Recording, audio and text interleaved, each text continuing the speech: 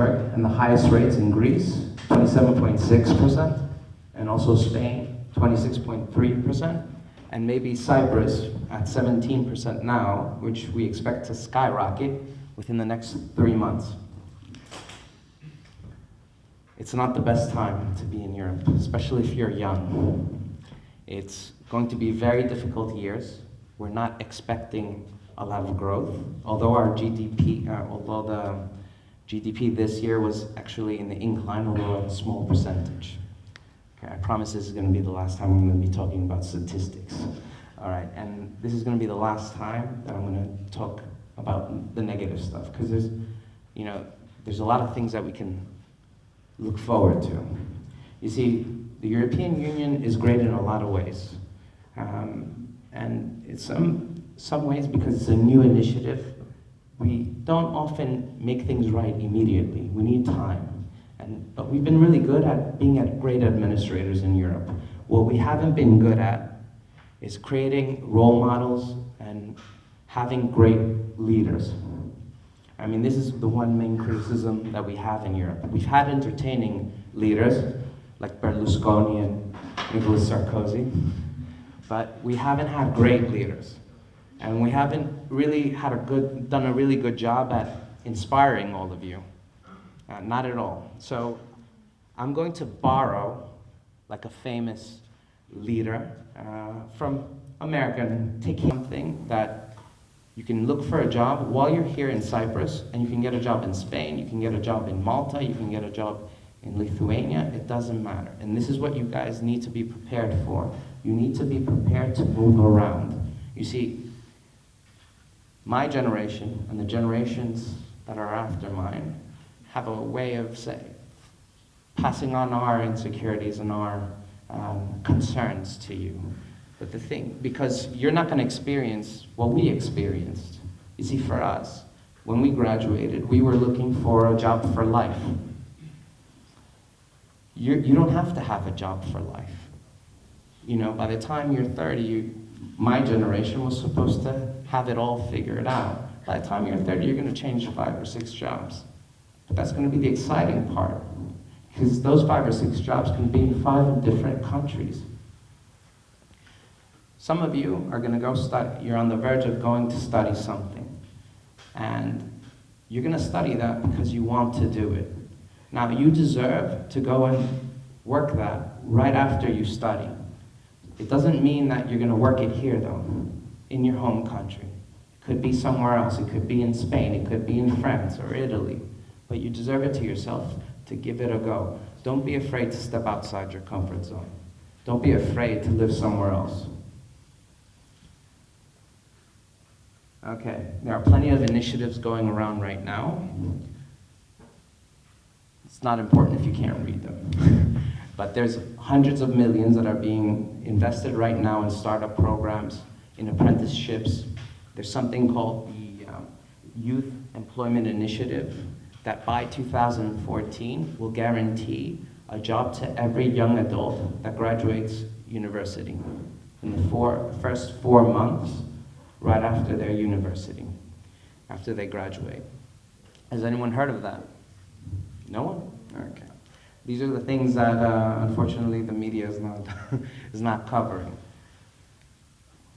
Okay. Now, in Germany, I don't know how they managed to accomplish this, but within the last 20 years or so, they went from a bankrupt state to Europe, the head of Europe, essentially. Right now, as we speak, they have over 70,000 empty vacancies for engineers. Who knows any engineers that are unemployed right now? Tell them to go to Germany.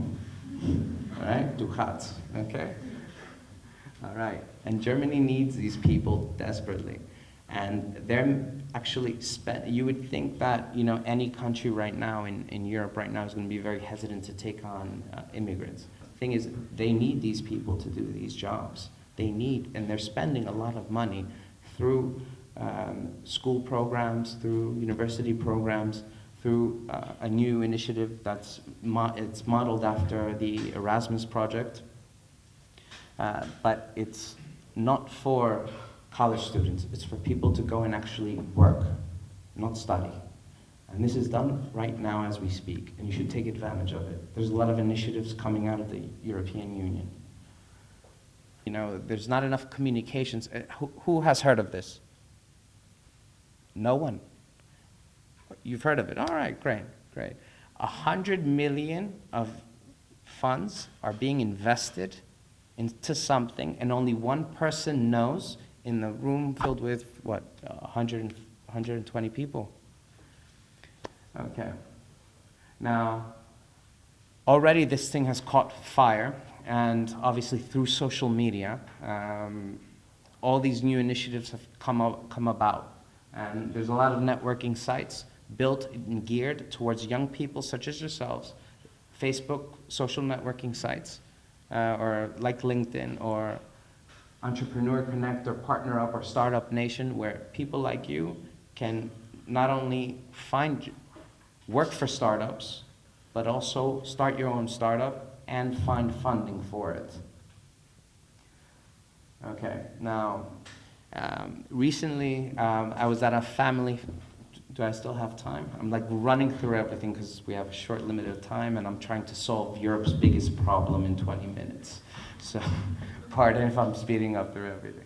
All right, now recently I was at a friend's house, and he was concerned that he wouldn't be able to send his son to university, like his parents sent him to university, because university fees in the UK, from being 3,000 a year, they tripled, and they're 9,000 a year, you know, just for an average university.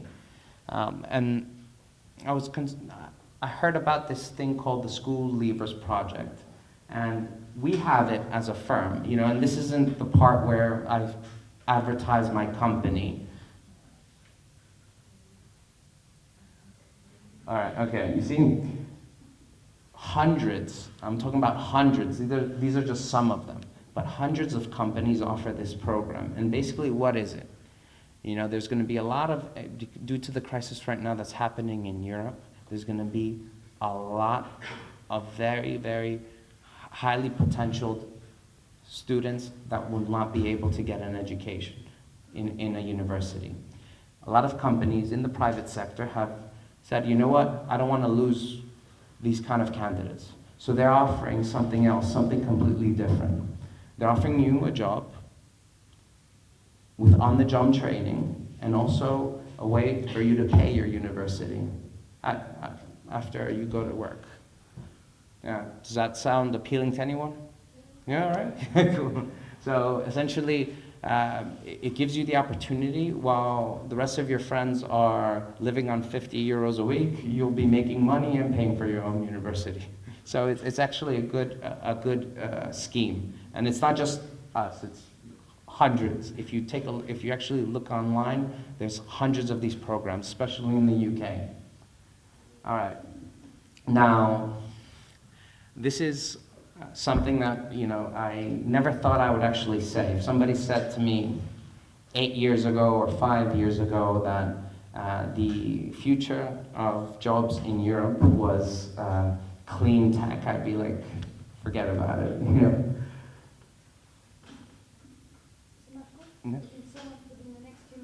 Yeah, I can do it. All right, all right.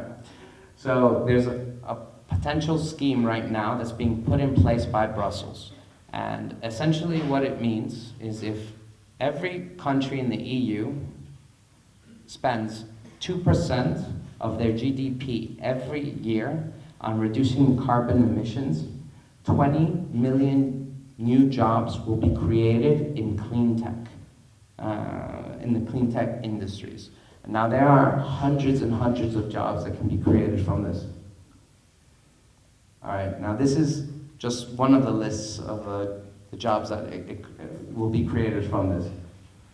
And another one, there's so many. There's toxicologists, environmental engineers, foresters, energy economists, sustainability managers, pollution control technicians, like all these things that you hardly ever hear. Now, I don't have a lot of time right now, so I have like 60 seconds or so, but I suggest that you guys look into this, because you know the future of Europe and the future of the world is in your hands, and this is a huge industry, and it's going to pick up. It's just guaranteed, it will pick up. So I highly recommend that you look into it. I'll be available after the presentation, so if you want to ask me any questions, please feel free to do so. Thank you very much.